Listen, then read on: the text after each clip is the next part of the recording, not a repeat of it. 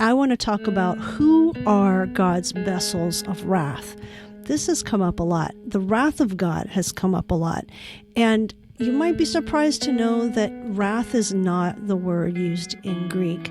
I wanted to get into that because there's a common idea that Christians who seek to punish others or seek to do God's will are also supposed to, in some way, exact the wrath of God.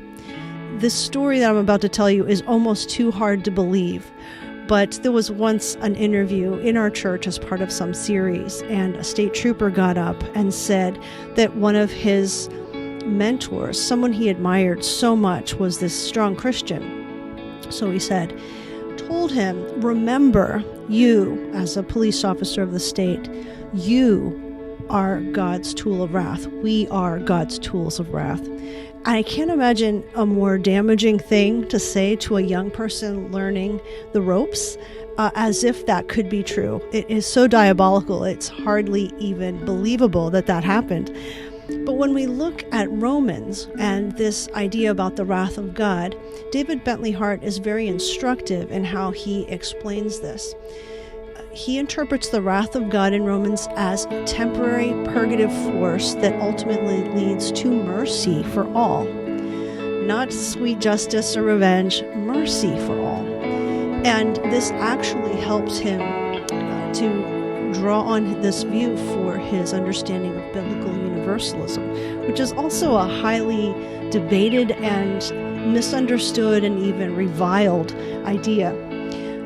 What Bentley Hart says is that because of what Paul says in chapters 9 through 11, he's working on an argument, and he presents this idea of, suppose that there are vessels of God's wrath, and actually the word is indignation, not wrath. So that's the first point. Paul later goes on to prove, no, that's not true. Everybody is disobedient, but everyone will have mercy upon them. We as humans. So Bentley Hart argues that wrath described in passages like Romans 1 and Romans 5 is not a vengeful, eternal punishment, but a morally corrective process rooted in God's love. And all correction isn't not merely punishment, but it is corrective to bring us to restoration with God and restoration with each other.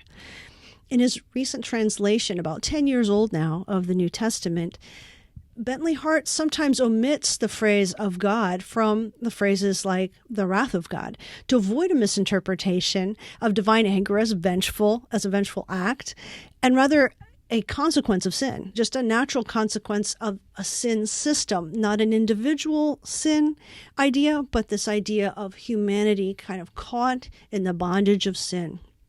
Hart views Romans 11:32, quote, God has bound everyone in disobedience so as to show mercy to everyone, as the ultimate key to Paul's entire argument in Romans, including, which is often misunderstood and inaccurately translated more harshly in Romans 9 through 11. In his own translations, he questions this of God and wrath, words in English, and arguing that the original Greek does not always include those words.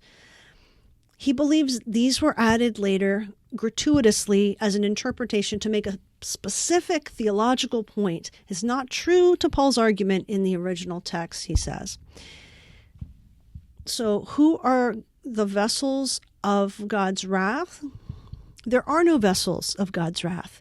Jesus, the Son of God, God's self, takes the punishment or the wrath or the indignation so that all might be saved and all might be free and restored.